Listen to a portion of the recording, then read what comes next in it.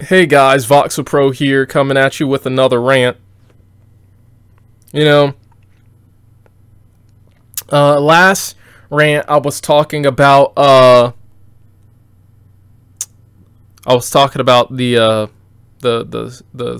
Skynet. No, that wasn't the primary focus. It was what was the primary focus? The primary focus was alien invasions, I think, and how the aliens are stupid. Well, that was the long and short of it. But you know what? We got to talk about some, like, you know, I think I went into, you know, a soliloquy of, like, I guess the whole thing's technically a soliloquy because it's a monologue, because I'm technically talking to myself by definition standards. That's what it is. But that being said, is we got to talk about movie writing, and how some choices when it comes to plot is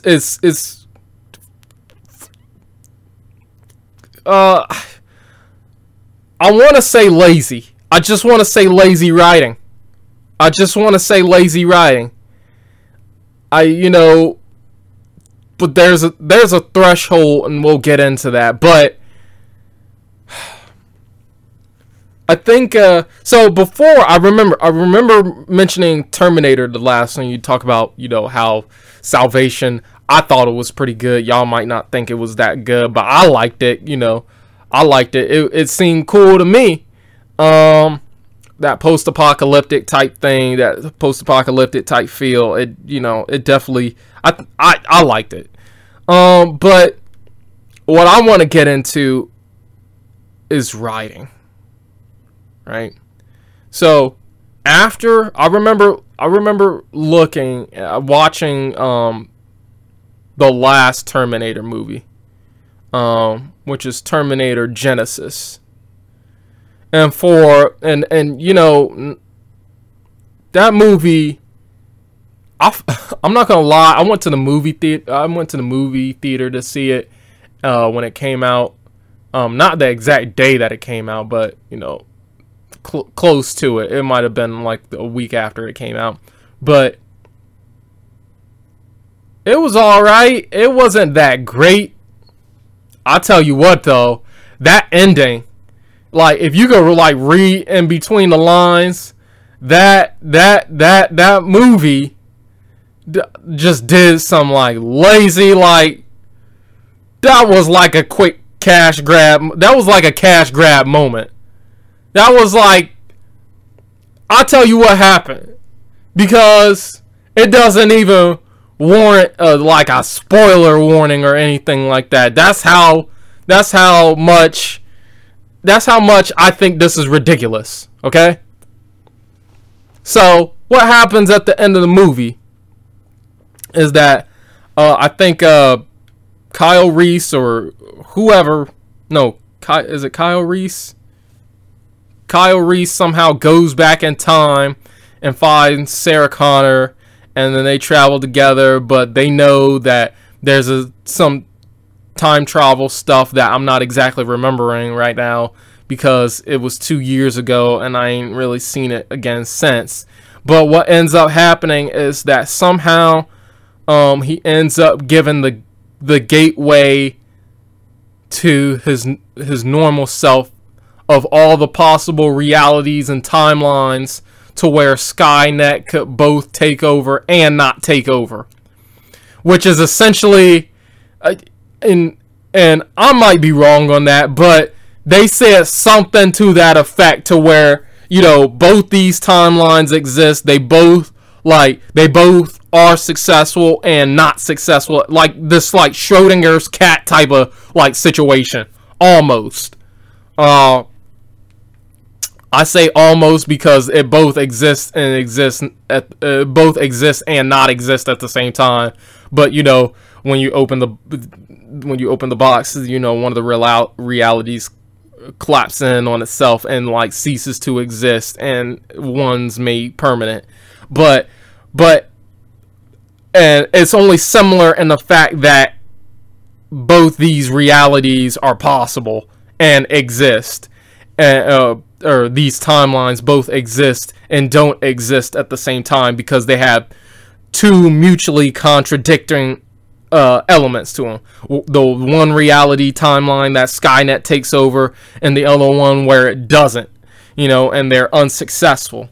And so at the end of the movie, I'm like, so wait a minute, you set all this up pretty much just to say that whatever happens in the future, for anybody who wants to bring back the franchise, let's say it's the year 2025, like in real life, you know, not in terms of movies, but 2025, some director comes up and say, hey, I want to reboot the Terminator franchise. You know what? They can do it, and it can work canonically both with the movies and outside of the movies, and it will do that because of the way they left the last one, because of the way that technically they stated how the movie ended, and I wasn't proud of that. And I'm like, so pretty much you just made a way to like keep making Terminators,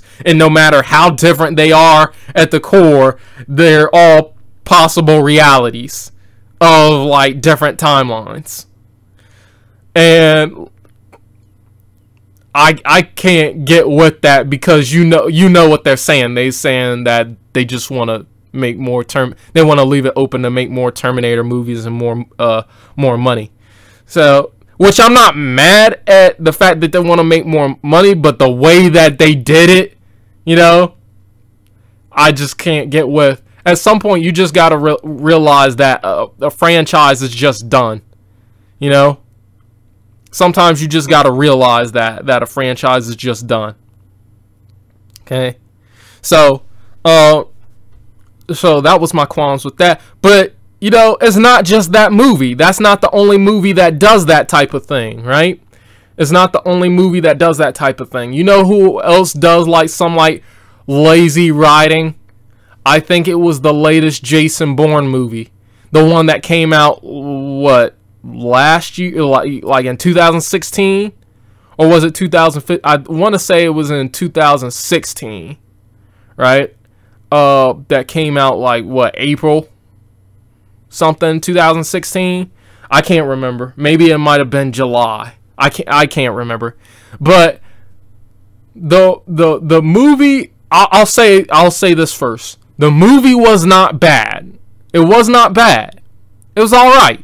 It was all right when you consider like how it tracked with everything, with the other couple of movies. It definitely wasn't all that great neither.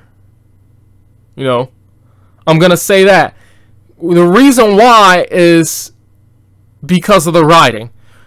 When you look at the plot elements, the scene elements, and the way they set certain situations up, and how it's like they took like Supremacy and Ultimatum and decided to change the characters, and they made that movie. That's what they did, essentially. That's what they did. And you know what? Spoiler alert. For anybody who's you know, who like likes the Bourne series, but they haven't seen the latest one yet, I'm gonna give you what I mean. So they kill off certain characters. Well, they kill off one character in the same way, in essentially the same way that his girlfriend was killed off in Supremacy. That's essentially what happened. The whole thing of like the director, that was a straight, it was pretty much the same thing off of the third movie, the Ultimatum. It was doggone near the same thing. They just switched the characters around. They didn't even technically switch the agency. And by the way, at this point, who, like, canonically speaking, that agency is just stupid. Okay? It's just stupid. It's just dumb. You know? Okay. But let me finish, you know, explaining what I mean by it. Like, straight ripped the second and third movie. Okay, in the second movie, and y'all can tell me if I'm correct or not. Okay, the first like 20, 30, within the first 20 minutes, right? And I'm not an aficionado on the movies, but I can get the like key parts of it. In the first 20, 30 minutes, right? His girlfriend got killed while riding a vehicle, by driving a vehicle, and got sniped by assassin that was going after Jason Bourne, right? Even though they was in like Morocco or I don't know, some other country. Some other country and some other city in some other country. I don't think it was Morocco. I don't even know why I said that.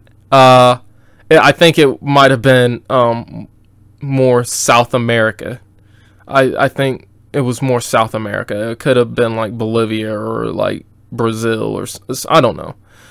But they was like, oh, we're being tracked. We gotta move. He rides out on the thing, and then he's like, his girlfriend gets in the car, and he's riding passenger, and I think he does some actiony stuff, but I'm not really sure. And then while she's driving, she looks at him, and all of a sudden she just dies, like, and you know how it does that like shaky cam thing, and it zooms in on his face like he can't just believe what happened, and it caused him to, like, you know, it caused them to like crash the car into like the river or something like that. The assassin comes and believes that they're dead. Now, if that doesn't sound close to the first 30 minutes of the now, you changed the relationship. It was a lady. It was a lady. She got killed while riding on a vehicle with him, you know, with him, and she dies. She gets hit. She was gonna die. Got sniped the same way. But riding on the motorcycle, you know. And that's what happened. So that analyst, she died. You know, the girl from Saving the Last Dance. I think her name on the Bourne series was like Nikki something. She was an analyst or something like that. What's her name in real life? I can't remember her name, but she died. Okay, so he has to go and track down the assassin that was responsible for killing his, instead of his girlfriend, instead of it being attached to two different character, instead of it attached to one character where it was killed, you know, killed one person and killed one person, and that's the reason why he went after the assassin. It was actually because that assassin, he had remembered that an assassin killed his father. So that's even the assassin relationship was like, you killed him because you killed somebody I care about. So that was the same. So right there we have two things. A lady dies while riding, getting sniped. The assassin, the reason why he went after the assassin because he killed somebody that care about. Okay, so that's another thing. The third thing, and which is more important to the plot, you know, is the fact that, you know, the director at the time of the, I want to say of the FBI, because I don't think it was of the CIA, but I can't remember. It was a governmental organization, and it turns out that Tommy Lee Jones, you know, his character was like so now they're, you know, it reaches that point in the movie to where it's like towards the end, and it's like almost like the same sentiment of lines, like, I'm going to end this and this has to stop, like, you know, one of those types of things. This is where my path ends type of sentiments, you know. You know, one of those types of things.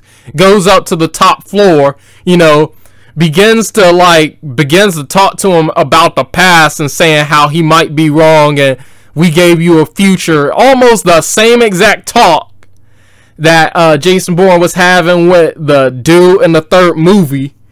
The dude in the third movie at the end of the movie. The director of the director of that Treadstone program. Almost a similar wording, similar sentiment, you know, almost the exact thing verbatim. And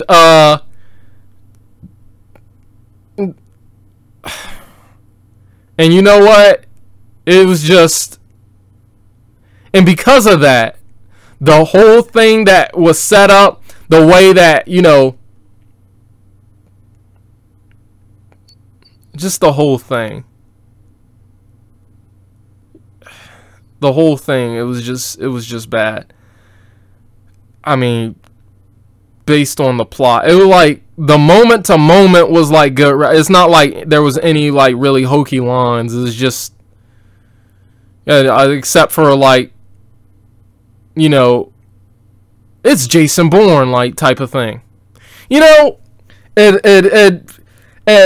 I guess because of those three points, you know, the lady dies a similar way, the way they set the character up, the way that the relation from the assassin to like the main character, the main protagonist, and then you have the kind of resolution with like the head of the like FBI, CIA, or whatever the governmental organization at the time that Tommy Lee Jones portrayed. You know, the resolution was almost the same. Like the conflict, the lines that they exchanged was almost the same. And of course they did take some different turns, but it was pretty much the same. It had the same tone. To me, without even batting the eye, I could say they just took 2 and 3 and then they just changed the characters, and that's what it was.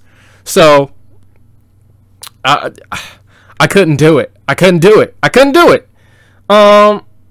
It wasn't all, but like I said, it wasn't a bad movie. It was just an alright movie. However, I will say this for the sake of logic for the movie, for that particular franchise. You know, at some point, it's just gotta stop. At some point, I don't know what's happening. I think all the ties to like the CIA Treadstone program should just die. Should be like, I think if anything, if they do continue on with like Bourne movies, then it should be Jeremy Renner's character and Aaron Cross, and like saying how, like, you know, he's got to get back at the people. That would make for a much more interesting movie than the Jason Bourne. I think that story, that character is done. Like, he did what he had to do. He left the recording, you know, on the lady's seat and said, listen, now I know you're backstabber. You're just like the rest of them. And now you wonder why I don't trust people, you know? So, and he let her know too. You know, it's just, but I think that character story should be done. It should just be done for real. Now, I think they can continue on with the Bourne franchise, you know, saying, well, what happened to that one Blackbriar agent, you know, at the end of Ultimatum to where it made him change his mind? What happened with that story? You know, what happened to the story with Aaron Cross? You know, they was on a trip to like a new thing and they had to figure out something, so they're on the run. How's that gonna work with, you know, having somebody you need to protect? I think you need to make a drastic change and let the like lady live, you know. You know, I think that could be one dramatic change, that the lady just lives throughout that character's story and continues to live, like almost like a happily ever after type thing. Not saying that they should end up together. I'm just saying. But so because they were trying to kill her, you know, in the Bourne Legacy, and you know, I thought that movie was pretty good. I liked it. But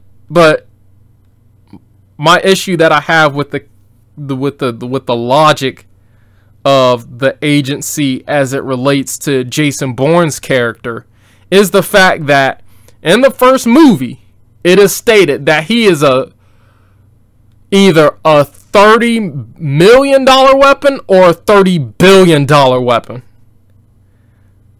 Either one ain't really good, you know. That means that's an expensive dude right there. That's an expensive dude right there. 30. Can you imagine? Let's just say it's billion for the sake of kicks and giggles. All right, $30 billion weapon. He's a $30 billion weapon. With a B. You know, that's the type of money that makes your face turn ugly when you say it. $30 billion. You know, but and each and every time they have the recordings by Jason Bourne, by the one that came out in like 2016. They have the records on file. They know what happened with they in an unofficial way know what happened in the events of the Bourne Identity movie. They know what happened with the events in the Bourne Supremacy. They know what happened in the events of the Bourne Ultimatum movie. They know the events now of what happened in the latest Bourne film. And if they continue down that road, at what point do they just say, okay, this dude is like too good? Like, what are you worried about? He was off living in Peru somewhere, leaving y'all dudes alone, you know, or whatever country, Morocco or something. I don't even know why I keep coming back to Morocco, but you know, it's just like, I don't know, the most out of the country thing country name I could think of, you know. But he was leaving y'all alone, but y'all want to go and you know rile him up, and then he survives every time. At what point do you say at what point do you say, okay, this dude is costing us way too much to go after him? Just like, if you see him, do not engage, leave it alone. He's not killing anybody. He's not selling United States secrets. He's not doing any of that. Just leave him alone. I promise you will not survive if you engage with this dude, and he will kill you. You know, he knocks some dudes out, but he will kill them. You know, he fights smart and hard, and he knocked out a dude with one punch, and he got older. You know, I don't think that's the type of dude you want to mess with. He too quick. He too smart. I'm just saying, it's not worth it. It's not worth it. Why keep going after this dude? This is now costing you more. You know, now you. Oh God. Oh. I was about to say, now you know the federal government doesn't know how to really spend money based off of what the fiction says. You know that to be true. Based off of just looking at it in that light, that it costs them more to keep sending people out and riling up the police and getting like texts and trackers and all these other people on it, and having them having Jason Bourne evade all these people, knocking dudes out, putting them in the ground, you know, and wrecking cars and causing collateral damage. It's not worth it. At what point do you say it's not worth it to go after this dude? Just leave him alone. If you see him, do not engage. In fact, don't even speak to him. In fact, send him roses to keep him happy. You know? At what point do you just decide to do that? I don't know. It's not worth it. It's not worth it. It's not worth it. Okay, I think I'm done with this rant for the movies. I think those were the only two movies I think that I was, you know, having an issue with. I could probably think of some more given enough time. But yeah. Alright, I appreciate you guys listening, for those of you who are listening. Not that I can talk to the ones who aren't listening, because if they aren't, then they wouldn't hear it. So it's at that point it's moot, you know. But yeah, thank you guys so much for listening / watching. I might be putting these up on SoundCloud or something. We'll figure something out.